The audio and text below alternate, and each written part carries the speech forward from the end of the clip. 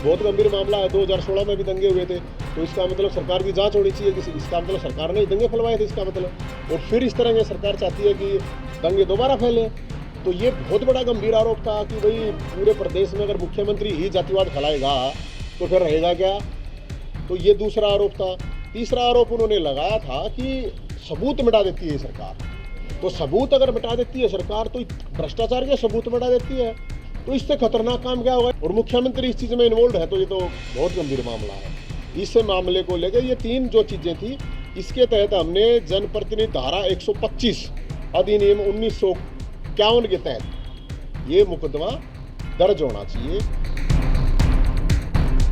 तस्वीरें रोहतक सिविल थाने की हैं, जहां पर आप पार्टी के पूर्व प्रदेश अध्यक्ष नवीन जयहिंद मुख्यमंत्री मनोहर लाल खट्टर के खिलाफ विभिन्न धाराओं के तहत शिकायत दर्ज करवाने पहुंचे और सख्त कार्रवाई करने की मांग की।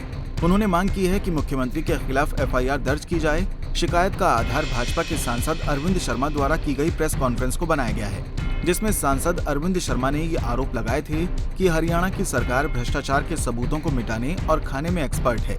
यही नहीं, सांसद अरविंद शर्मा ने प्रेस कॉन्फ्रेंस के दौरान कहा था कि मुख्यमंत्री मनोहर लाल खट्टर प्रदेश को जातिवाद में बांटकर दंगे करवाना चाहते हैं, जो अपने आप में संगीन आरोप हैं। आज सिविल लाइन थाना में मुख्यमंत्री जी खट्टर साहब के खिलाफ एफआईआर दर्ज करवाई है और उसका आधार ये था कि रोहतक से जो सांसद अरविंद शर्मा जी हैं, उन्होंने बड़े गंभीर आरोप लगाए थे और वो आरोप इतने गंभीर थे कि बहुत ही ज़्यादा खतरनाक वो इस प्रदेश के लिए हो सकते हैं साबित।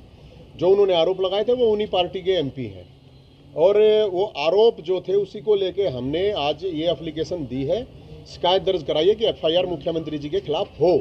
उसका आधार ये था कि मुख्य जो हमारे एमपी साहब उन्होंने कहा था मुख्यमंत्री जी ने जो शपथ लिया है उसके खिलाफ काम किया है। इसलिए किया है कि जो ब्राह्मणों की ज़मीन थी, प्रावर की ज़मीन, उसको मतलब ताकि ना मिले वो, उसके लिए रुकावट डाली है। तो ये एक उनका आरोप था कि भाई शपथ जो है उसके खिलाफ काम है कि वो द्वेष रखते हैं ब्राह्मणों से। दूसरा उन्होंने कहा था कि जातिवाद फैलाना चाहते हैं मुख्यमंत्री प्रदेश के अंदर। तो बहुत गंभीर मामला है। 2016 में भी दंगे हुए थे, तो इसका मतलब सरकार की जांच होनी चाहिए कि इसका मतलब सरकार ने दंगे फैलवाए थे इसका मतलब। और फिर इस तरह की सरकार चाहती है कि दंगे दोबारा फैले।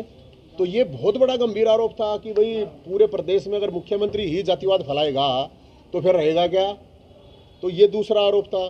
तीसरा आरोप उन्होंने लगाया था कि सबूत मिटा देती है सरकार। तो सबूत अगर मिटा देती है सरकार तो भ्रष्टाचार के सबूत मिटा देती है, तो इससे खतरनाक काम क्या होगा। तो सरकार मतलब खुद ही सबूत मिटा देती है, तो ये तो भाई बहुत घना खतरनाक काम है। और मुख्यमंत्री इस चीज़ में इन्वॉल्व है, तो ये तो बहुत गंभीर मामला है। इस मामले को लेकर ये तीन जो चीज़ें थी, इसके तहत हमने जनप्रतिनिधि धारा 125 अधिनियम 1951 के तहत ये मुकदमा दर्ज होना चाहिए। इसके अलावा मुख्यमंत्री जी ने पहले भी कहा था कि ब्राह्मणों की गर्दन तार दूंगा। तो 506 जान से मारने की धमकी होती है। मेरे पर लग रहे 10 केस खाम लगा रखे, मैंने तो दे भी नहीं रखी किसी को धमकी। तो 506 के तहत, और ये सारे आरोप बहुत गंभीर हैं। धारा 125 अधिनियम 1951, धारा 295, धारा 153, 505, 176, 202, 506 भारतीय दंड संहिता के तहत ये जो मुख्यमंत्री जी के आरोप हैं, ये सारे के सारे इन धाराओं के तहत हैं। तो हमने ये थानेदार साहब को दिया और उन्होंने बिल्कुल कार्रवाई का आश्वासन दिया और उन्होंने हमारे को रिसीविंग दे दी है। तो अभी तो यही है भाई साहब। नवीन जयहिंद ने कहा कि अरविंद शर्मा भारतीय जनता पार्टी के ही सांसद हैं। उन्होंने जो आरोप मुख्यमंत्री पर लगाए हैं वो अपराध के दायरे में आते हैं, इसलिए एक जिम्मेदार नागरिक होते हुए वो मुख्यमंत्री के खिलाफ यहाँ पर शिकायत देने के लिए आए हैं।